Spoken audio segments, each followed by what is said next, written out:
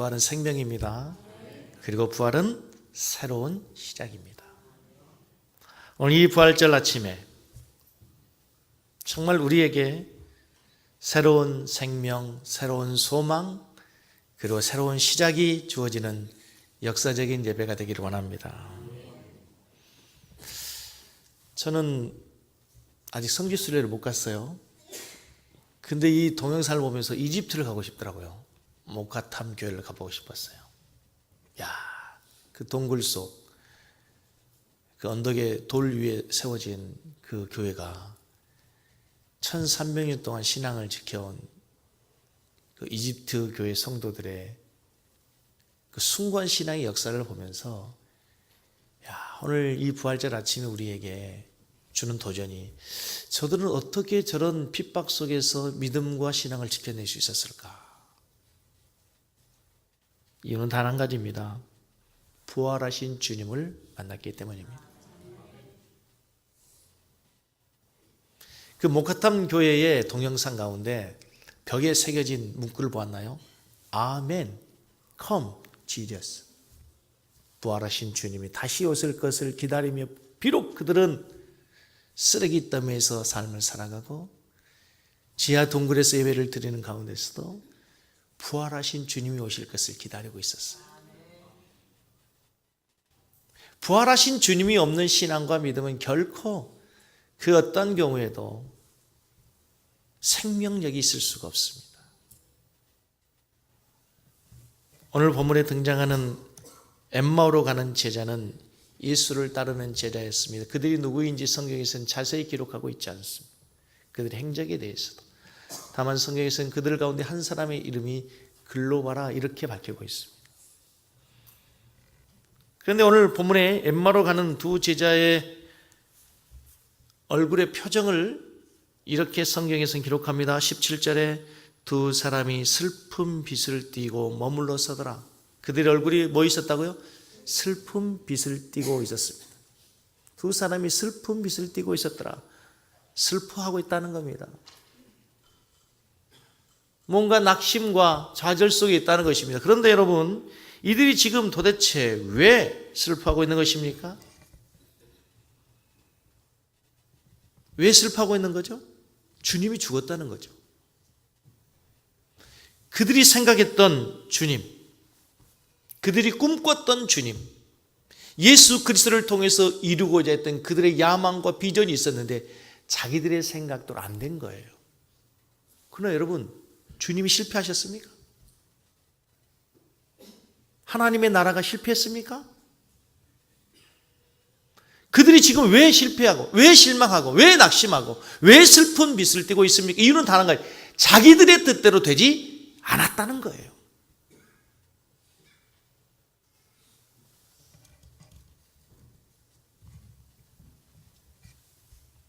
우리가 자주 이런 생각을 하게 됩니다.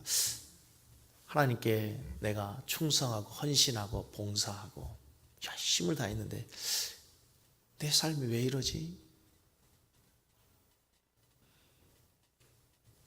우리가 기도하다 문득 이런 생각을 합니다. 하나님께서 정말 내 기도에 응답하시는 걸까? 성경에서 약속한 하나님은 우리의 기도를 들으신다고 말씀하셨는데 우리의 기도에 전혀 하나님 응답하시지 않는 것 같습니다. 하나님, 정말 내가 열심히 기도하는데 반드시 하나님 우리의 기도를 들으신다고 말씀하셨는데 왜 하나님 응답하시지 않습니까? 우리 성도님도 그런 걸 느껴보지 않습니까? 그런 것 때문에 고민하고 계시지 않습니까? 하나님, 저 정말 힘들어요. 하나님, 저 정말 괴로워요. 하나님, 저 좀 바라봐 주세요. 저에게 좀 관심 좀 주세요, 하나님. 하나님, 지금 숨쉬기도 힘들어요. 하루하루 살아가는 것이 버티고 견디는 게 너무 힘들어요. 하나님, 제가 기도하는 것에 주님 정말 응답하시는 겁니까?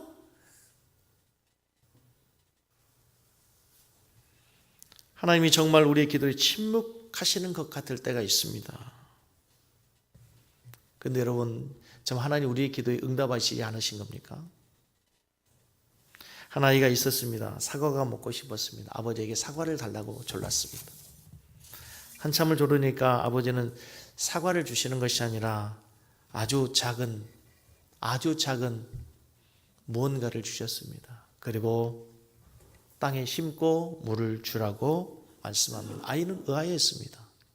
사과를 달라고 했는데, 사과가 먹고 싶었는데, 옆집에 아이가 먹고 있는 사과를 보면서 사과를 먹고 싶었는데, 아이의 생각과 다르게 조그만 뭔가를 주고 땅에 심고 물을 주래요. 하루 줬습니다. 변화 없습니다. 이틀, 3일, 4일을 줘도 물을 줘도 아무런 변화가 없습니다. 그런데 놀라운 사실은 일주일 지나면서 땅에서 파란 싹이 나옵니다. 잎사귀가 나고 줄기가 자라고, 몇 년 지나니까 거기서 꽃이 피고 열매가 맺습니다. 더 시간이 지나고 나서 그 나무가 큰 사과나무 열매였다는 것을 알게 됩니다. 하나님이 지금 우리의 기도에 응답하지 않은 것입니까?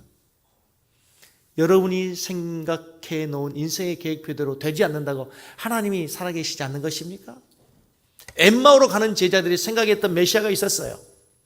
그 옛날 모세처럼 다윗처럼 그들의 빵을 해결해 주고 지금 로마의 압제 속에 있는 그 이스라엘 백성들의 신음을 해결해 줄 수 있는 정치적인 메시아, 그를 기대했는데 십자가에 죽어버린 거예요. 그래서 슬픈 기색을 띈 거죠. 하나님 죽었습니까? 하나님 나라가 끝났어요? 우리가 그렇게 얘기합니다. 하나님께, 하나님 사과 주세요. 지금 당장 주세요. 하나님 손바닥에 사과를 올려주세요. 내 생각대로, 내 계획대로, 내가 짜놓은 모든 인생의 플랜대로 내 인생이 다 된다면 세상이 어떻게 되겠습니까? 다 욕심과 야망과 다 자기 중심적인 사고로 모두가 다 욕망의 포로가 된 세상에 자기 욕심대로 세상이 다 이루어지면 어떻게 되겠습니까?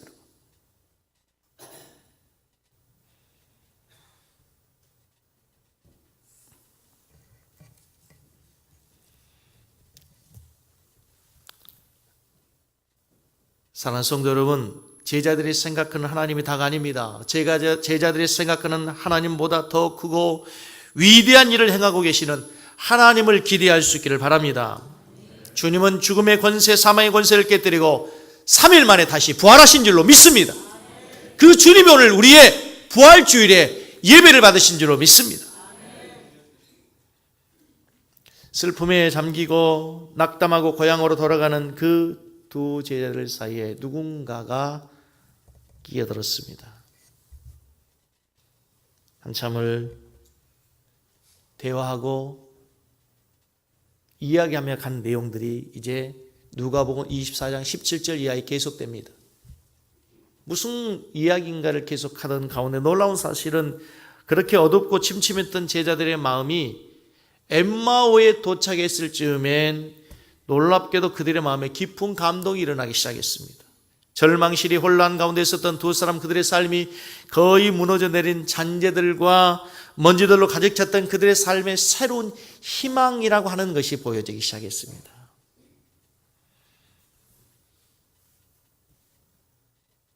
그들의 삶에 부활하신 주님이 오신 겁니다. 바뀌어진 건 아무것도 없었는데 그들 가운데 주님이 오셔서 대화하면서 그 엠마오로 가는 그 도상이 길이 실망과 좌절, 슬픔의 길이 아니라 새로운 기쁨과 희망의 길이 된 줄로 믿습니다. 저는 오늘 본문 말씀에 참 좋은 단어가 하나 있습니다. 32절을 보십시오. 오늘 여러분의 마음이 그렇게 되었으면 좋겠어요. 32절을 찾아보십시오. 그리고 같이 읽습니다.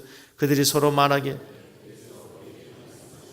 우리에게 성경을 풀어줄 때 우리 속에서 마음이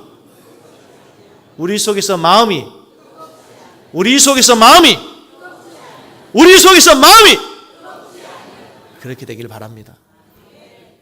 좀 그리워졌으면 좋겠어요. 여러분, 이 시대의 현대인들의 마음을 찍을 수 있는 그 MRI가 있다면, 마음을 찍을 수 있는 첨단 기계가 있다면 어떨까요? 다 싸늘하게 식어서 가시가 돋아있고 뭔가를 많은 것을 소유하고 있는데 텅 비어있는 공허한 마음이 아닐까요? 그래서 현대인들이 그렇게 사납고 거칠고 무례하고 때로는 포악스럽고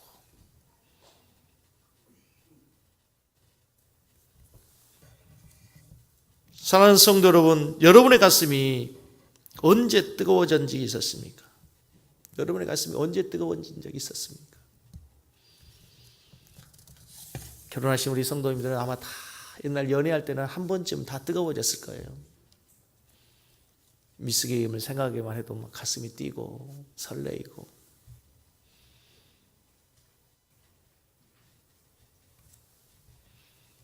근데 여러분, 우리가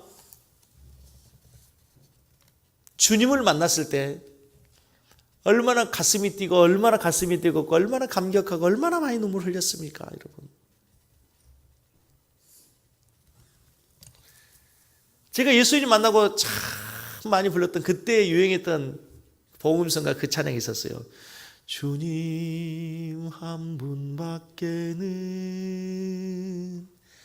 아는 사람 없어요. 가슴 깊이 숨어있는 주를 사랑하는 마음. 지나가서 나는 행복해요. 죄사함 받았으니 아버지 품 안에서.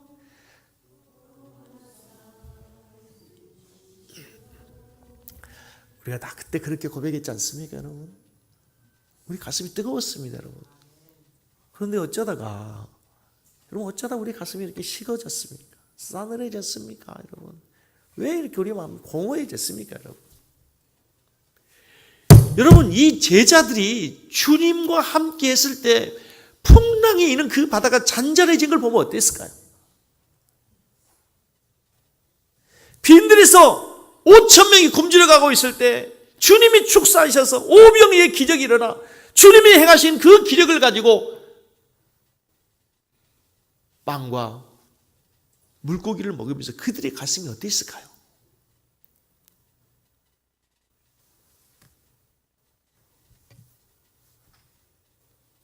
우리는 늘 말합니다. 환경이 문제라고 얘기하고요.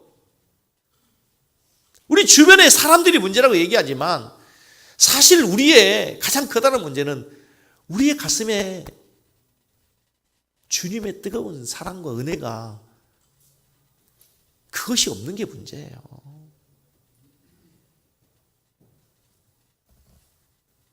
저는 오늘 엠마오로 가는 제자들이 예수님을 다시 만남으로 가슴이 뜨거워지고 새로운 사명자가 된 것처럼 이 부활절 아침 예배가 그랬으면 좋겠습니다. 오늘 예배당이 우리의 엠마오가 되기를 원합니다. 식어진 가슴이 뜨거워지는 예배가 되기를 원합니다. 부활하신 주님을 만남으로 여러분의 삶에 새로운 변화, 새로운 희망이 시작되기를 소원합니다. 예수님의 십자가 죽음 앞에 모든 것이 끝났다고 생각했던 이 제자들이 부활하신 주님을 볼 때에 이제 끝이 아니라 새로운 시작이 된 거예요. 그래서 부활은 새로운 시작이에요. 사랑하는 성도 여러분, 그래서 우리가 부활하신 주님을 만나는 것이 얼마나 중요한지 모릅니다. 여러분, 예수님이 부활하셨다는 것을 아는 것과 부활하신 주님을 만난다는 것은 엄청난 차이가 있습니다. 대한민국의 대통령이 문재인 대통령이라는 것을 아는 것과 내가 그분과 만나 함께 식사하고 그분과 함께 대화하는 것은 다른 거예요.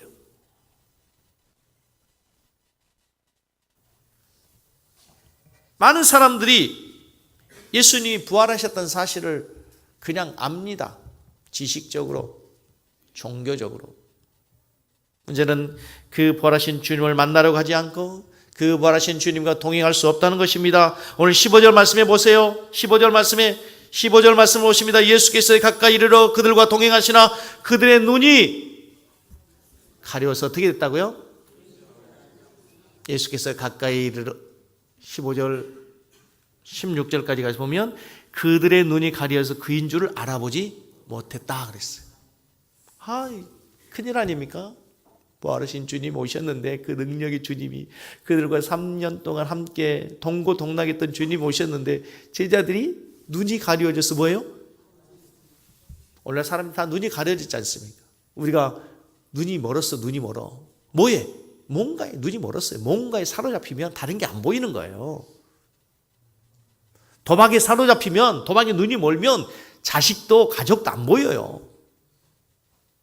쾌락에 사로잡히면, 게임에 사로잡히면 자신의 인생의 비전도, 자신이 가야 될 인생의 사명도 안 보이는 거예요. 눈이 멀어버린 거예요. 이들의 눈이 멀었어요. 그래서 주님이 보이지 않는 거예요. 주님이 보이지 않는 거예요.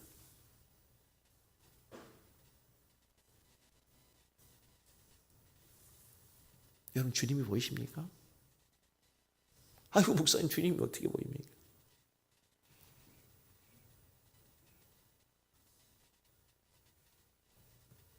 여러분, 부활절 아침에 해마다 드리는 연중 행사처럼 그냥 한 번 예배 드리고 가면 무슨 소용이 있을까요? 여러분, 오늘 이 엠마오로 가는 제자가 3년 동안 주님과 동고동락을 했는데 주님이 가까이 오시는데 뭔가에 눈이 어두워서 주님을 보지 못하는 거예요. 우리가 예수 믿은 지 10년, 20년 됐습니다. 예수님 사랑한다고 고백도 합니다. 그런데 우리의 삶에서, 우리의 삶 현장에서 주님이 보이지 않습니다. 이게 문제 아닙니까?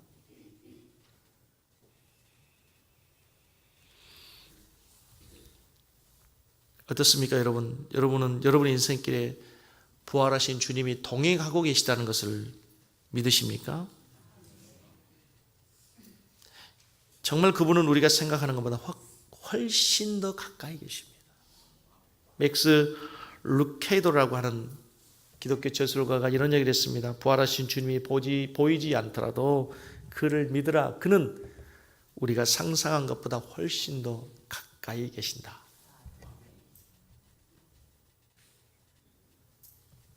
부활의 주님이 보이지 않더라도 그를 믿으라. 그분은 우리가 상상하는 것보다 훨씬 더 가까이 계신다.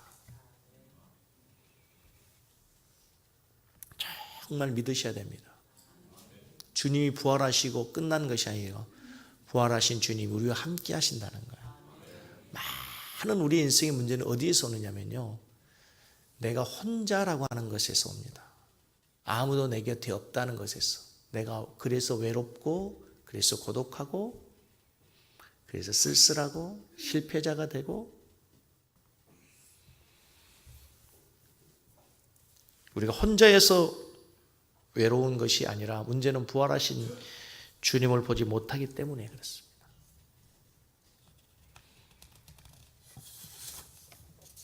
부활하신 주님이 어디로 가셨습니까, 여러분?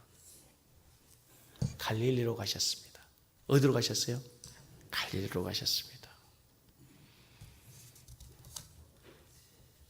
많은 사람들이 예수님께서 예루살렘에서 부활했다고 믿습니다. 그래서 요즘도 많은 사람들이 부활하신 주님을 보기 위해서 비행기 타고 예루살렘으로 갑니다. 죄송하지만 예루살렘의 주님이, 부활하신 주님이 계시지 않습니다. 주님은 어디로 가셨습니까? 갈릴리로 가셨습니다. 혹시 기억하십니까? 작년 2018년도 부활주일 설교가 뭔지 아십니까? 목사님, 그건 불가능합니다. 임파서블입니다. 세계 3대 불가사의보다도 더 불가능한 겁니다.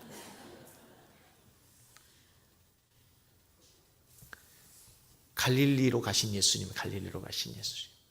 예수님이 예루살렘으로 가지 않고 갈릴리로 가셨어요. 제자들에게 있어서 갈릴리는 어떤 곳입니까? 그들이 잔뼈가 굵은 곳입니다. 나면서부터 그물질하고 고기 잡던 곳, 그들의 삶의 터전. 그죠? 갈릴리는 그들이 근심과 아픔을 가지고 살아가는 삶의 현장이었습니다. 주님이 그곳으로 가십니다. 엠마오로 가셨습니다. 엠마오, 실망과 좌절과 낙심 속에 울고 있는 그곳. 중요하죠. 주님이 찾아가신 곳은 제자들이 두려움의 문을 개켜 있고, 그렇죠? 두려워서 숨어 있는 그곳으로 그들의 삶의 현장으로 주님이 가신 거예요. 예루살렘에는 빈 무덤밖에 없어요. 주님이 계신 곳은 처절하게 눈물을 흘리고 아픔을 부여하고 살아가는 우리의 삶의 현장에 계신다는 거예요. 그렇게 믿음 없이 부활하신 주님을 향해 의심한 도마에게 주님이 찾아가시고, 주님 배신하고 떠나가서 그물질하고 옛날의 삶으로 돌아가 버린 제자들에게 주님이 찾아가신 것처럼 오늘 우리가 주님에게 관심도 없고 세상에 시달리고 세파에 찌달려서 주님을 잃어버리고 살아가는 그 우리의 삶에 눈물 나는, 땀 흘리는 그 삶의 현장으로 주님이 오신다는 거예요. 그게 부활의 주님이에요. 많은 사람은 생각합니다. 예배당에 올 때 주님을 만나러 간다고 생각해요. No! 성경 그렇게 말하고 있지 않습니다. 성경 그렇게 우리에게 말하고 있지 않아요.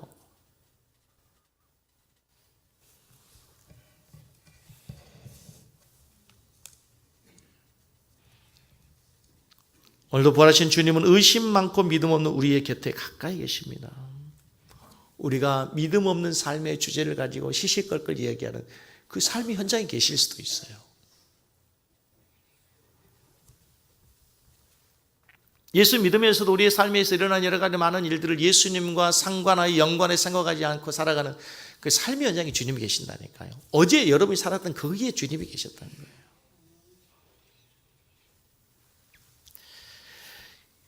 이 차 대전 때 나치가 유대인들을 많이 학살했습니다. 한 수용소에서 어린아이 하나가 무엇을 잘못했는지 붙잡혔습니다. 나치가 본때를 보여야 된다고 일벌백계 벌을 내린다고 그 학생을 공개 처형하기로 했습니다. 많은 유대인들을 수용소 마당에 불러놓고 학생을 단두대 위에 세웠습니다. 그리고 사형을 선고하고 발판을 내렸습니다.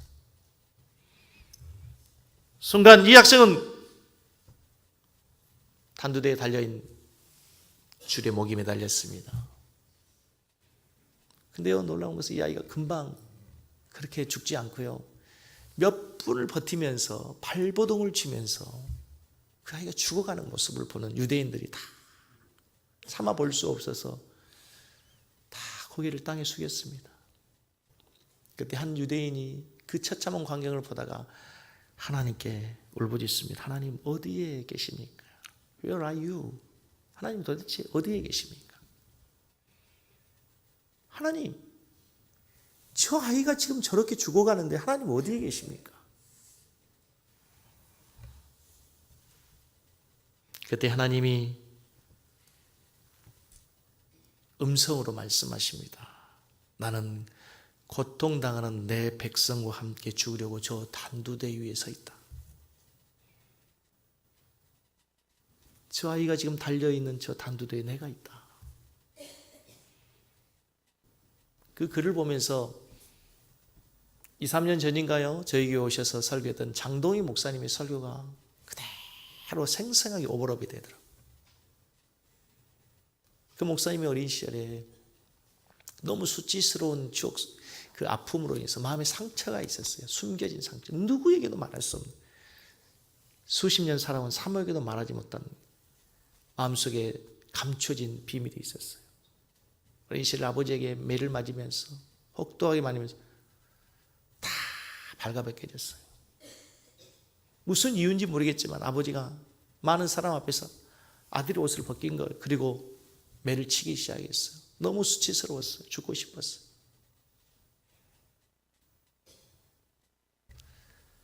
그 마음의 상처를 묻고 살아가는데 어느 날 예수님을 만난 거예요. 예수님께 기도하는데 갑자기 그 모습, 그 아픔이 드러나기 시작하는 거예요. 그리고 하나님께 울부짖으며 기도하는 것이 시작하죠. 하나님, 정말 그때 어디 계셨습니까? 내가 그렇게 눈물 흘리고 내가 그렇게 수치스러워할 때 주님 그때 뭐 하셨습니까? 주님 정말 그때 어디 가셨습니까?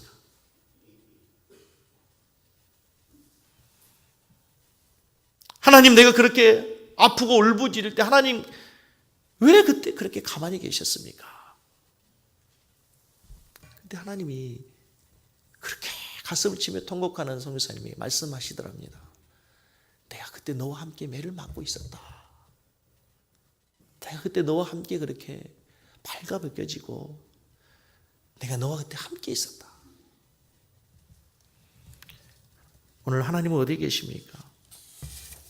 고통당하는 이들과 함께하고 고통을 해결해 주시는 분으로가 아니라 고통을 우리와 함께 당하신 분으로 고통과 함께 하시는 하나님으로 함께 하신 줄로 믿으시기 바랍니다. 성경을 보면서 참 감동적인 구절이 있습니다. 요한복음 11장 35절을 보면 예수께서 눈물을 흘리시더라. 하나님이신 그분이 우시는 장면이 나옵니다. 성경이 자주 등장하는 장면은 아닙니다. 친구 나사로가 죽었습니다. 그 비보를 듣고 예수님이 달려갑니다. 무덤에 도착했더니 그 누이 마리아와 마르다가 울고 있습니다. 예수님이 가까이 갔습니다. 그리고 요한복음 11장 35절 예수께서 눈물을 흘리시더라. 우리 말로는 길지만 영어로는 간단합니다. Jesus wept. 예수님이 울었다예요. 그런데 여러분 이 헬라어 원 성경에 보면 한 단어입니다. 다퀴리온이라는 단어입니다. 다퀴리온. 헬라어를 공부할 때 제일 어려운 것이 그 동사의 파싱입니다. 파싱. 이 다퀴리온 단어는 제1부정과거 능동태 직설법입니다. 제가 헬라어 문법을 얘기하려는 거 아니라 여기 아주 중요한 의미가 있습니다. 부정과거라는 계속 진행형 의미가 있습니다. 예수님이 한 번 우는 것으로 끝나는 것이 아니라 계속 울고 계셨다는 거예요. 예수님이 계속 울고 계셨다는 거예요. 예수가 울었다 끝나는 것이 아니라 예수님이 계속 울고 계셨어요. 한두 방울 눈물을 흘리고 만 것이 아니라 울기 시작하자마자 하염없이 눈물을 쏟아주셨다는 거예요. 부활의 주님 능력이 많습니다. 죽은 자도 살릴 수 있습니다. 주님이 거기 가서 나사로야 일어나라 말할 수 있어요. 한마디로 일으킬 수 있습니다. 그런데 주님은 그런 주님이 아니세요. 나사로의 죽음 앞에 눈물을 흘려주시는 주님이세요. 우리의 아픔을 주님은 해결할 수도 있지만 우리의 문제를 주님은 해결해 버릴 수도 있지만 주님은 먼저 우리의 아픔 속에서 함께 울고 계신 주님인 줄로 믿습니다. 우리 성도님들을 생각하면 참 마음이 아플 때가 많습니다. 부활주일의 설교를 희망, 주님이 살아나셨습니다. 부활하셨습니다. 이런 설교를 해야 되는데 왠지 제 마음에 교회는 건축하고 성장하고 좋아하지만 여전히 우리 성도들의 삶에는 가슴이 답답하고 정말 울고 싶고 통곡하고 싶은 많은 성도들의 삶이 있다는 걸 제가 너무 잘 압니다. 마음이 답답합니다. 아직도 걷기도 힘들고 숨쉬기도 힘든 집사님이 있습니다. 한 달에 몇 번씩 가서 투석을 해야 되고 몇 번씩 병원에 가야 되는 하루하루가 버거운 집사님이 계시고 병마와 싸우는데요. 이 병마가 병세균이 0.01%가 없어지지 않는 거예요.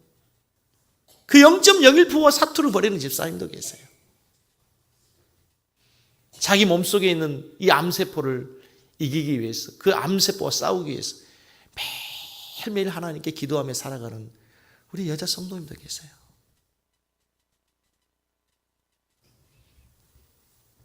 앞길에 진로를 놓고 하나님께 기도하면서 하나님 길을 열어달라고 하나님 은혜를 달라고 기도하는 많은 우리 청년들을 볼 때 참 이 시대에 3포, 5포, 7포의 세대로 살아가는 우리 청년들을 볼 때 마음이 참 아픕니다.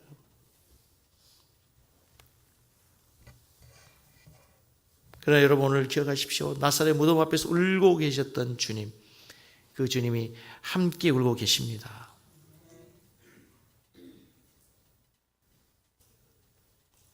그리고 오늘 본문 말씀에 보면 그 부활하신 주님이 제자들에게 두 가지를 하십니다. 24장 30절로 31절 보면 30절로 31절 말씀에 보면 누가복음 24장 30절로 방송실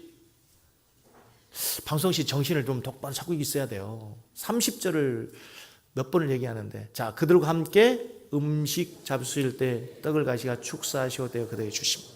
성경을 풀어주시고 그 다음에 뭐 하십니까? 떡을 떼어주십니다. 자, 오늘 우리가 지금 부활주일 아침에 성찬식을 하기 위해서 준비하고 있습니다. 물론 이 본문에서 예수님 제자들에게 주신 떡은 떡입니다. 한 끼의 허기를 채울 수 있도록 주신 떡이에요. 그러나 성경에서는 예수님께서 자신의 몸을 우리들이 먹어야 될 생명의 떡이라고 말씀합니다. 오늘 부활하신 주님이 십자가에 죽으시기 전에 마지막 제자들을 모아놓고 말씀하십니다. 내가 주는 떡은 너희들의 영원한 생명의 떡이다. 내가 주는 피는 너희들의 죄를 사는 영원한 언약의 피다. 오늘 우리가 그 부활하신 주님, 그 주님을 기억하면서 우리가 성찬 예식을 거행하게 됩니다. 예수님의 피와 살을 먹고 여러분이 정말 부활하신 주님과 함께 동행하는 거룩한 백성들이 다 되시기를 주님의 이름으로 간절히 축복합니다. 눈을 감으시고 한번 기도하겠습니다. 말씀을 생각하면서 부활하신 주님과 동행하기